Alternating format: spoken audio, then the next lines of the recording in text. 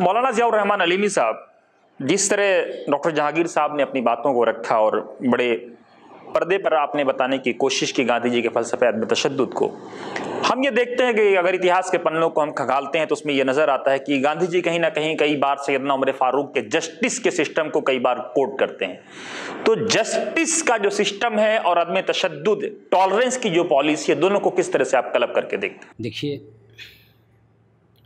हज़रत सैयदना उमर रज़ियल्लाहु तआला अन्हु की जो पर्सनालिटी है वो एक जस्टिस के एक सिंबल की हैसियत से पूरी दुनिया में जानी जाती है। बहुत सारे ऐसे लोग हैं जिन्होंने उनकी जस्टिस के जो सिस्टम है उस सिस्टम को उन्होंने बहुत उसको एडोर किया है और बहुत ज़्यादा उसकी तारीफ़ की है और वहाँ से बहुत कुछ सीखा है। तो उन्हीं लोगों में गांधी जी भी हैं। उन्होंने भी हज़रत उमर रज़ियल्लाहु तआला अन्हु के जस्टिस सिस्टम को बहुत ज़्यादा तारीफ़ की है उसकी और बहुत ज़्यादा वहाँ से सीखा है।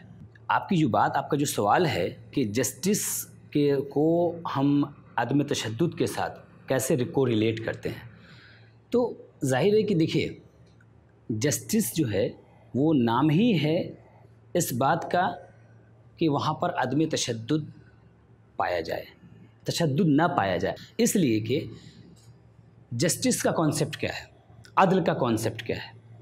अदल का कॉन्सेप्ट ये है कि जिसका जो राइट है वो राइट उसको मिले, जिसका जो राइट है वो राइट, हाँ, जिसका जो हक़ है उसको हक़ मिले और बेगुनाहों को उसकी इंसाफ मिले, उसको उसके जो उसने काम नहीं किया उसकी सज़ा न मिले।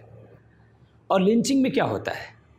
लिंचिंग में यही होता है कि लिंचिंग नाम ही है कि आप एक ऐसे आदमी को या एक ऐसे ग्रुप को आप पनिशमेंट देना चाह रहे हैं जो कि जिसने कि जुर्म किया ही नहीं है, और तभी वो लिंचिंग कहलाता है। और हाँ, तभी वो लिंचिंग कहलाता है और इसी को कहते हैं तशद्दुद।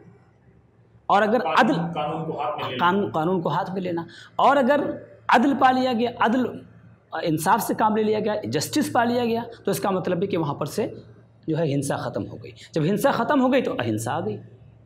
तो अहिंसा का और जस्टिस का बहुत आपस में गहरा ताल्लुक़ है, बहुत चौड़ी दामन का साथ है। हम उसके बगैर आगे नहीं बढ़ सकते एक्चुअली।